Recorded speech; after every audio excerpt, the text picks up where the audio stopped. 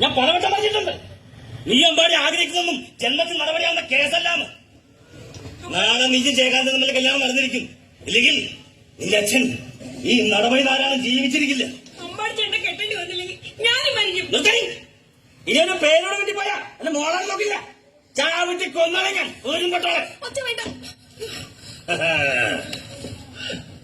അപ്പൊ ഇതിനകത്തുണ്ടോ? വിളിക്കേ. അച്ഛനൊരു പ്രേമലേഖ കിട്ടുന്നു പറ. പറഞ്ഞത് കേക്കടി എന്റെ അച്ഛനെ വിളിക്കാൻ. അപ്പൊ പിന്നെ മാറ്റുകാരനായിരിക്കും. വലിയ പിടിപാടുണ്ടാവും. പക്ഷേ അതൊന്നും ഈ നടപടി ആവില്ല. പിടിച്ച് കെട്ടിയിടും ഞാൻ. അച്ഛനെ കെട്ടിയിട്ടാലും അമ്പാടിച്ചെന്നെ അയച്ചോണ്ട് ഗൗരിമോള് പറഞ്ഞത് ശരിയാണോ? ഈ പ്രായത്തിൽ ഏത് പെണ്ണിനോടാ നിനക്ക് പ്രേമം? പറയണം. അച്ഛൻ എന്തെങ്കിലും സംസാരിക്കണേ. പാട്ടി കിട്ടണമെങ്കിൽ സത്യം പറഞ്ഞോണം. ഏതവളാടോ നിനക്ക് പ്രേമക്കത്ത് തന്നത്? എന്നെ കൊണ്ടൊന്നും പറയിപ്പിക്കരുത്. അതിൽ തന്നെ മനുഷ്യരോട് നിലവെച്ച് നിൽക്കുക. എനിക്കല്ല പ്രേമലേഖനം കിട്ടിയത്. പിന്നെ നാളെ കല്യാണം നടക്കാൻ പോകുന്ന എന്റെ മോൾക്കാ. നോക്ക്, ഏത് തെണ്ടിയെ നമുക്ക് എത്തിച്ചു കൊടുത്തെന്നാ എനിക്ക് മനസ്സിലാവാത്തെ. ആ തെണ്ടി നിന്റെ അച്ഛൻ തന്നെയാണ്. ആ തെണ്ടി. അയ്യോ, ഇതെന്താ അപ്പൂപ്പിന്റെ കൈ വരയ്ക്കുന്നേ? പ്രേമക്കത്ത് കിട്ടിയ അപ്പ വിറക്കും മക്കളെ. പഠിക്കുന്ന കാലം തൊട്ടേ ഉള്ളതാ. ഇനി ഇവളോട് സംസാരിക്കാൻ എനിക്ക് പറ്റില്ല. പറ്റൂലേ? ഒന്നുകൂടെ ഉപദേശിച്ചു കൊടുക്ക. എന്നിട്ടും അനുസരിക്കുന്നില്ലെങ്കിൽ അച്ഛനാണ് അന്നം കൊടുത്ത കാര്യം ഓർത്തറിയാൻ. മോളെ കെട്ട്, ഇവൻ എന്റെ മോൻ തന്നെയാ. പക്ഷെ വിവരദോഷിയാ, സൂക്ഷിക്കണം. എന്നാലും നീ ഇത്ര വിവരം കിട്ടവളായി പോകുന്ന ഞാൻ കരുതിയില്ല. ഇടി ഒരു പ്രേമക്കത്ത് കൈ കിട്ടിയ അതാരും കാണാതെ സൂക്ഷിക്കാനുള്ള സാമർത്ഥ്യം വേണ്ടേ? എവിടെ നിന്റെ കാര്യം കഷ്ടം തന്നെ. നാരായണ പോരേടാ. മതി. ഇനി ആയെന്ന് തുറക്കാതിരുന്നാ മതി. അവൻ ഈ കത്തിൽ എന്തൊക്കെ എഴുതിയിരിക്കുന്നെന്ന് അച്ഛൻ അറിയോ? കേട്ടോ? പ്രിയപ്പെട്ട ഗംഗെ, അസലായിട്ടും നീ ഒന്നുകൊണ്ട് പേടിക്കരുത്. ജയകാന്തന് നിന്നെ കെട്ടിച്ചു കൊടുക്കാൻ അമ്മാവന്റെ ആഗ്രഹം നടക്കാൻ പോകുന്നില്ല. ഇന്ന് രാത്രി 12 മണിക്ക് ഞാനും സ്വാമിക്കുട്ടിയും ജീപ്പുമായി അവിടെ എത്തും. എല്ലാവരും ഉറങ്ങിക്കഴിയുമ്പോ നീ ഇറങ്ങി വരണം. രാത്രിക്ക് രാത്രി തന്നെ നമുക്ക് മറ്റൊരിടത്തേക്ക് പോവാമെന്ന്. എങ്ങനെയുണ്ട് എന്റെ പ്ലാൻ? ഇത് ഒളിച്ചിരുന്ന് വായിക്കുമ്പോ ഞാൻ കണ്ടില്ലായിരുന്നെങ്കിലേ ഇന്ന് രാത്രി അവന്റെ കൂടെ പോവില്ലായിരുന്നു. ഉറപ്പല്ലേ? ജയകാന്തനോടും നാളെ ഓടിക്കോർത്ത് കല്യാണം കൂടാൻ വരുന്നവരോടും ഞാൻ എന്ത് സമാധാനം പറയും? ഞാൻ ഏറ്റവും കൂടുതൽ സ്നേഹിച്ച് ലാളിച്ചു വളർത്തുന്ന എന്റെ മോള എന്നോട് ചതി ചെയ്യാനൊരു കിടന്നു. അപ്പൂപ്പ, അമ്പാടിച്ചേട്ടനല്ലാതെ വേറെ ആരെയും വേണ്ടെന്ന് ഞാൻ അച്ഛനോട് പലതവണ പറഞ്ഞിട്ടുള്ളതാ.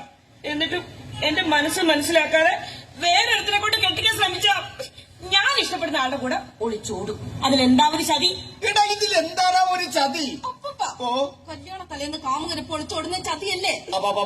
ചതിയാണ്, കൊടിൻ ചതിയാണ്. അപ്പൂപ്പ, ഞാൻ വേറെ ആരെയല്ലല്ലോ സ്നേഹിച്ചത്, എന്റെ മുറിച്ചെറുക്കനെയല്ലേ. അതും കുഞ്ഞുനാള് മുതൽ എനിക്കറിയാവുന്ന എന്റെ അച്ഛന്റെ പെങ്ങളുടെ മകനെ. അമ്പാടിച്ചേട്ടന് എന്താ ഒരു കുറവ്? പേരില്ലേ, പ്രശസ്തിയില്ലേ, വലിയ പാട്ടുകാരനല്ലേ. മാത്രല്ല എന്നെ ആത്മാർത്ഥമായിട്ട് സ്നേഹിക്കുന്നുണ്ട്. പരസ്പരം സ്നേഹിക്കുന്നവരെ ഒന്നിച്ച് ചേർക്കല്ലേ വേണ്ടത്. അതല്ലേടാ വേണ്ടത്. പാട്ടല്ലാതെ കോപ്പ അവന്റെ കയ്യിലുള്ളത്. അച്ഛൻ ജയകാന്തൻ എങ്ങനെയാണോ? കോടീശ്വരന, അമ്പസോള തറവാട്ടി പറഞ്ഞവന. അമ്പാടിക്ക് എന്താ അവകാശപ്പെടാതെ? എന്റെ ചേച്ചിയുടെ മോനാണെങ്കിലും ഒരു അതക്ക് തന്റെ രക്തത്തിൽ പറഞ്ഞവല്ലവൻ.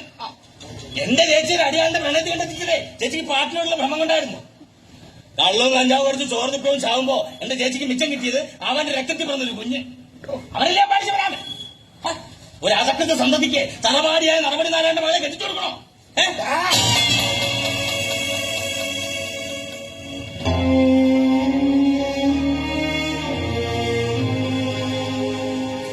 അപ്പൊ അമ്മാവിന്റെ മനസ്സിൽ എന്നോടുള്ള ശത്രുതയ്ക്ക് കാരണം ഇതായിരുന്നു അല്ലേ?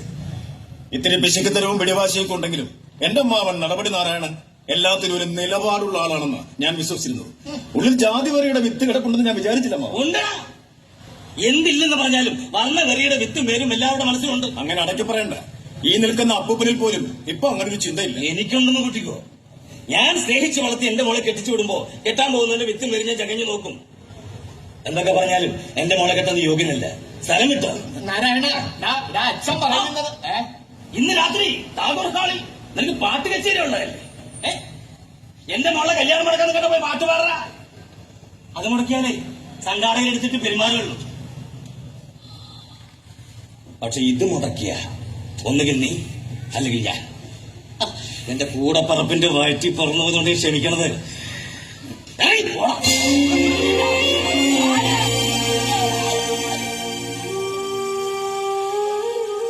എന്റെ ശവത്തി ചവിട്ടിയെ നിനക്ക് എന്റെ കൂടെ ഇറങ്ങി പോകാൻ പറ്റും.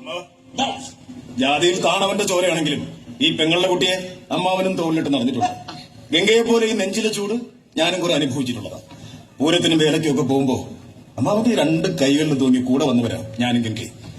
ഞങ്ങൾ ഒരുമിച്ച് ജീവിച്ചോട്ടെ. അമ്മാവ ഇത് കണ്ടോ, ഗംഗയുടെ കഴുത്തിലണിയാ ഞാൻ പണി കഴിപ്പിച്ച താലിയ. ഈ സ്വർണത്തെക്കാൾ മൂല്യമുള്ള സ്വപ്നങ്ങൾ ഞങ്ങൾ കുറെ കണ്ടുപോയി.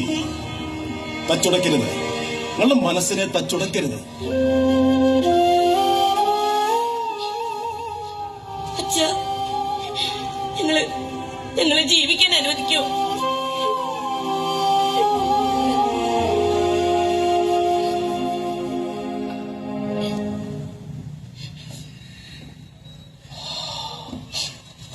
എന്നിട്ട് നാളെ മാനം കെട്ടി ഞാൻ മരിക്കണം. മോളും നാമകനും കൂടി അച്ഛനെ റീത്ത് വെക്കാനുള്ള തീരുമാനമെങ്കിലേ അത് നോക്കില്ല. ഞാൻ അമ്പടിച്ചെന്റെ കൂടെ ജീവിക്കും. ചേച്ചി വിട്ടിത്തം പറയല്ലേ, നാളെ ചേച്ചിയുടെ കല്യാണമാ. ആര്